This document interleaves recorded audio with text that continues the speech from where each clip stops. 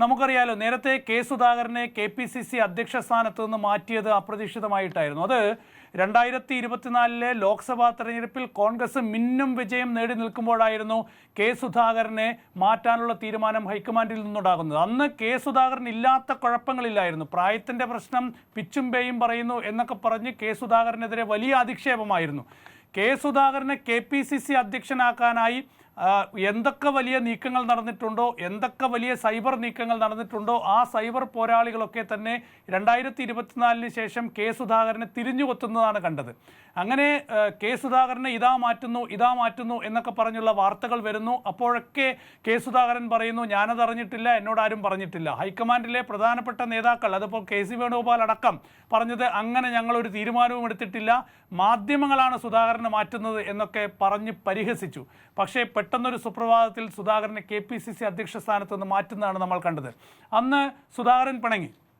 തൊട്ടു പിന്നാലെ രാഹുൽ ഗാന്ധി സുധാകരനെ ഡൽഹിയിലേക്ക് വിളിപ്പിക്കുന്നു, സുധാകരനുമായി ചർച്ച നടത്തുന്നു, ഒരു സമവായം ഉണ്ടാക്കുന്നു. അന്ന് രാഹുൽ ഗാന്ധി കെ സുധാകരന് നൽകിയ ഉറപ്പാണ്, വരുന്ന നിയമസഭാ തെരഞ്ഞെടുപ്പിൽ കെ സുധാകരൻ സ്ഥാനാർത്ഥിയാണ്, കെ സുധാകരൻ സ്ഥാനാർത്ഥിയാകണം, മത്സരിക്കണം, അധികാരത്തിലെത്തിയാൽ മന്ത്രിയാകണം എന്നാണ് അന്ന് രാഹുൽ ഗാന്ധി കെ സുധാകരനോട് പറഞ്ഞത്.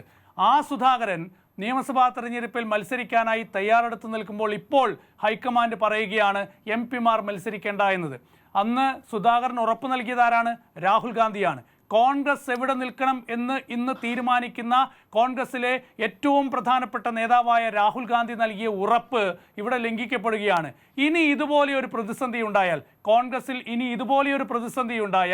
ഇനി രാഹുൽ ഗാന്ധി കൊടുക്കുന്ന വാക്ക് ആരെങ്കിലും വിശ്വസിക്കുമോ?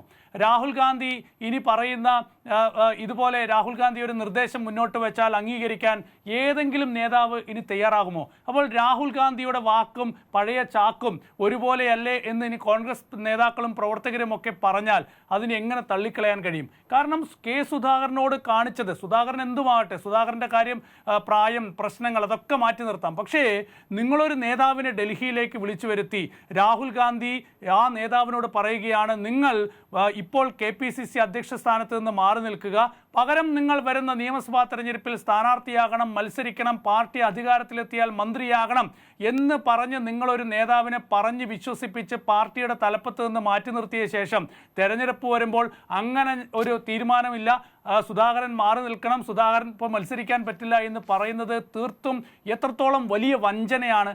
ആ അർത്ഥത്തിൽ സുധാകരനോട് ഹൈക്കമാൻഡ് കാട്ടുന്നത് വലിയ വഞ്ചനയാണ്.